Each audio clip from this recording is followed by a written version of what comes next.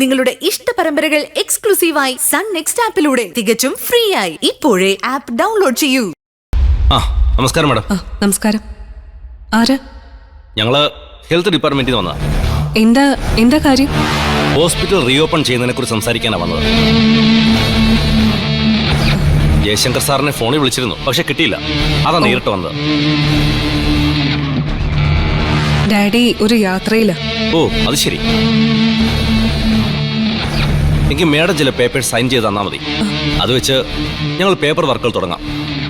Jaishankar sir വരുമ്പോൾ ഞങ്ങൾ സാറിനെ കോണ്ടാക്ട് ചെയ്തോളാം.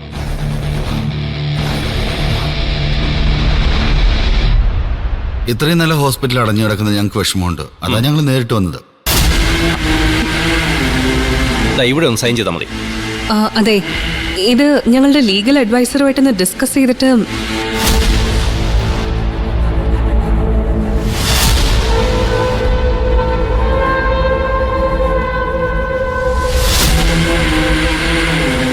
ഹലോ സാർ, ഞാനൊരു ഓക്കെ സാർ. പുള്ളിയോട് ഡിസ്കസ് ചെയ്യാതെ എങ്ങനെയാ? ഞാൻ ഡാഡി ഒന്ന് വിളിച്ചു നോക്കട്ടെ. എന്തിന്? അതിന്റെ ആവശ്യമൊന്നുമില്ലെന്നേ.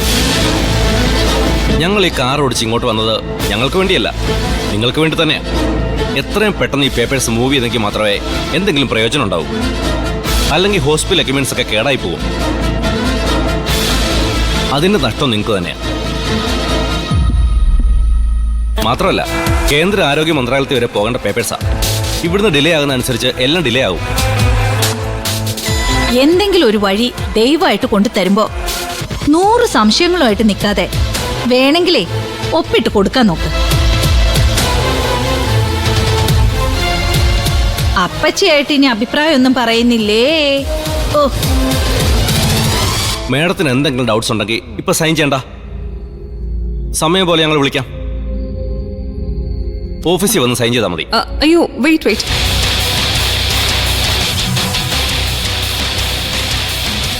ഒപ്പിടാം അല്ലേ അമ്മ?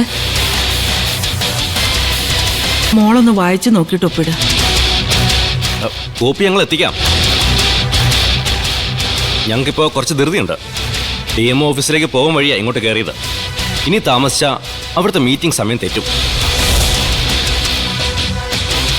ഇവിടെ ഒന്ന് സൈൻ ചെയ്താൽ മതി.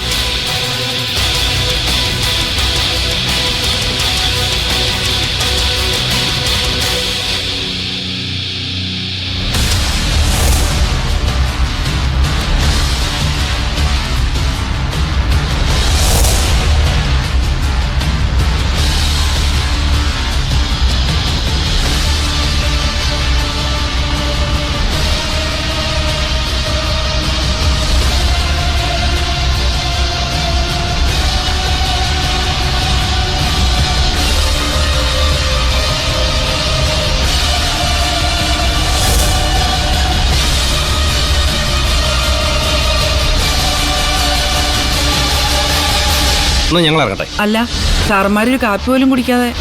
വേണ്ട, ഞങ്ങൾ പറഞ്ഞല്ലോ അർജന്റായിട്ട് DMO ഓഫീസിൽ പോകേണ്ട കാര്യമുണ്ട്. അപ്പൊ ശരി, ജയശങ്കർ സാർ വരുമ്പോൾ ഞങ്ങളൊന്ന് കണ്ടോളാം.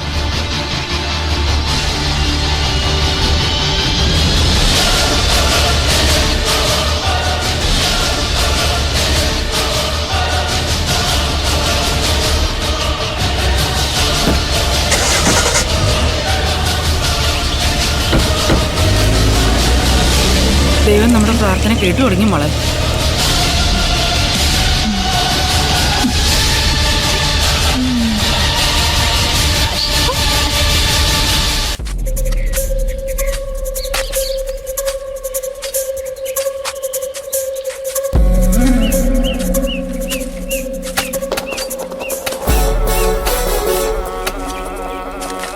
വരുണ സാർ നോക്കി.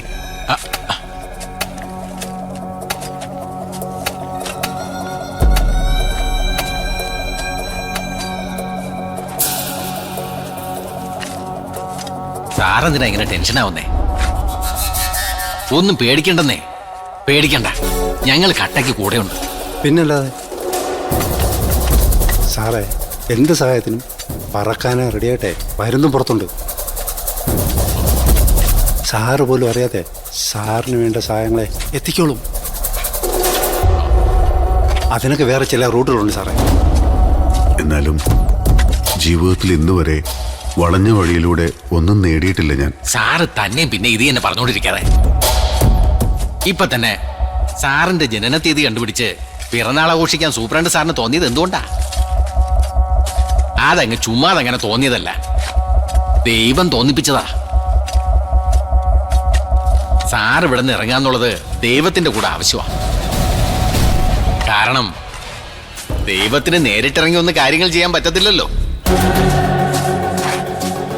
അപ്പൊ പിന്നെ അതിന് പറ്റുന്ന കഴിവുള്ള ഉത്തരവാദിത്വപ്പെട്ട ഒരാളെ ദൈവം ചുമതലപ്പെടുത്തും. അതാണല്ലോ നമ്മൾ കാലാകാലങ്ങളായി ഈ അവതാരം എന്ന് പറയുന്നേ.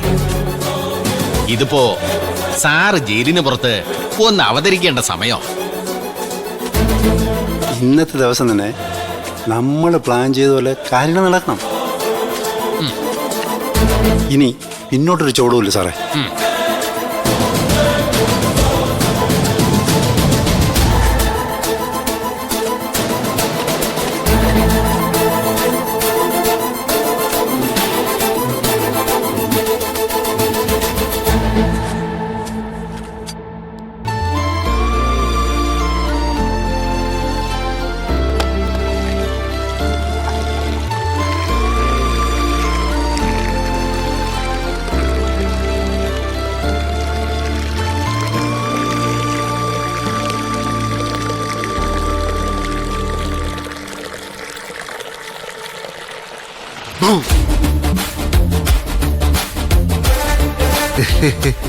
പേടിച്ചു പോയോ ദേവിയേട്ടത്തി?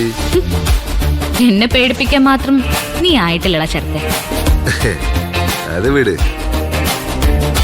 അല്ല, പുതിയ ബിസിനസ് സംരംഭങ്ങളൊക്കെ തുടങ്ങുവാന്ന് കേട്ടല്ലോ. പച്ചക്കറിയോ പുഷ്പകൃഷിയോ അങ്ങനെ ഏതാണ്ടൊക്കെ. ഓ, അപ്പൊ ഒളിച്ചെന്ന് അതും കേട്ടോ. പച്ചക്കറി കൃഷി മാത്രല്ല, അത് നശിപ്പിക്കാൻ വരുന്ന കീടങ്ങളെ തുരത്താനുള്ള പദ്ധതിയും ഞങ്ങൾ കണ്ടുവച്ചിട്ടുണ്ട്. അതിപ്പോ വീടിനകത്തായാലും പുറത്തായാലും. ദേവിയേട്ടത്തിക്ക് പറ്റിയൊരു പണി ഞാൻ പറഞ്ഞുതരാം. തുടങ്ങാൻ പറ്റിയ ഒരു വ്യവസായം. എടി ദേവികെ ക്ലാപ്പ്, നിനക്ക് പറ്റിയ ബിസിനസ് ശവപ്പെട്ടി കച്ചവടം. അതാവുമ്പോ നിനക്ക് വേണ്ടപ്പെട്ടവർക്ക് ഉടനെ ആവശ്യം വരും. ഒരു കുടുംബത്തെ മുഴുവൻ ചതിയിൽപ്പെടുത്തി കുടുംബ കലറ പണിയാൻ നോക്കുന്ന നീ എന്നെ ശവപ്പെട്ടി കച്ചവടം പഠിപ്പിക്കാൻ വരണ്ട. ഒന്ന് പോടാ. പോയിട്ട് നിനക്ക് പറ്റിയ വല്ല ജോലി ഉണ്ടോ എന്ന് തിരക്ക്. അല്ല, നിനക്ക് പിന്നെ സാധാരണ ജോലിയൊന്നും പറ്റില്ലല്ലോ. വല്ല കഞ്ചാവ് കൃഷിയോ കള്ളനോട്ടോ അങ്ങനെ എന്തെങ്കിലും. അല്ല, അതൊക്കെയാണല്ലോ നിന്റേതായിട്ടുള്ള കൃഷിയും തട്ടകവും ഒക്കെ. അതെ, ആ തട്ടകത്തില് ജയിച്ചു നിൽക്കുന്നവനാ. എന്തായാലും നീ പച്ചക്കറി കൃഷി തുടങ്ങ്. വിളവെടുപ്പ് ഞാൻ നടത്തിക്കോളാം. നമുക്ക് കാണാടാ. കാണാം.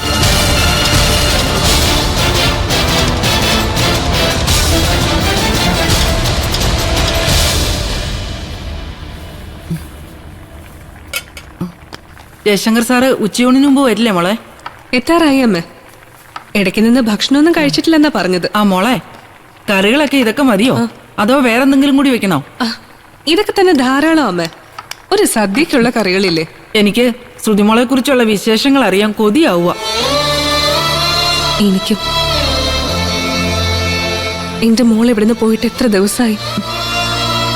അവളുടെ ശബ്ദമെങ്കിലും ഒന്ന് കേൾക്കാൻ പറ്റിയാ മതിയായിരുന്നു. ഇനി സാറ് പോകുമ്പോ മോളെയും കൂടി കൊണ്ടുപോകാൻ പറയണം. പറഞ്ഞു നോക്കാം അമ്മ.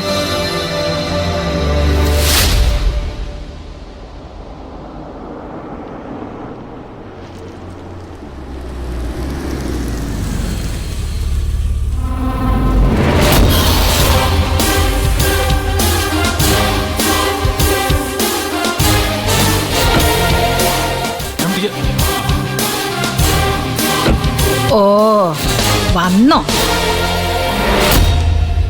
എന്താ, ഞാൻ തിരിച്ചു വരില്ലെന്ന് കരുതിയോ നീ? ആ, മനുഷ്യന്റെ കാര്യല്ലേ. ഏതു പോക്കാ ഒരു പോക്കെന്ന് ആർക്കറിയാം. നിന്റെ ഈ ആഗ്രഹം ഉടനെ ഒന്നും നടക്കാൻ പോകുന്നില്ല. എനിക്ക് നിന്നോട് പ്രത്യേകിച്ച് പുതിയതായി ഒന്നും പറയാനുമില്ല. പറയാനുള്ളതൊക്കെ ഞാൻ ഇന്നലെ ഫോണിലൂടെ നിന്നോട് പറഞ്ഞിരുന്നല്ലോ. എന്നോട് ഫോണിൽ പറഞ്ഞ കാര്യങ്ങളൊക്കെ ഇവിടെ നിന്ന് ഉച്ചത്തിൽ പറയാൻ ധൈര്യമുണ്ടോ?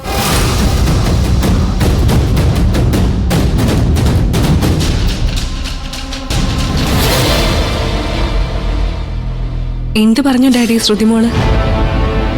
ഓ, അവള് സുഖമായിട്ടിരിക്കുന്നോ? അവക്ക് അസുഖമൊന്നുമില്ലല്ലോ? വിശേഷങ്ങളെല്ലാം കൂടി ഞാൻ ഇവിടെ നിന്ന് തന്നെ വിസ്തരിച്ച് പറയണം. വേണ്ടായേ, മുറിയിൽ അടച്ചിരുന്ന് അടക്കം പറഞ്ഞാ മതിയേ. ആ, ഞാൻ ആദ്യം ഒന്ന് ഫ്രഷ് ആവട്ടെ. നീ സ്വാമിക്കൊരു ചായ കൊടുക്ക. അയാൾ വണ്ടി ഓടിച്ച് ക്ഷീണിച്ചു വന്നിരിക്കുക. ഓ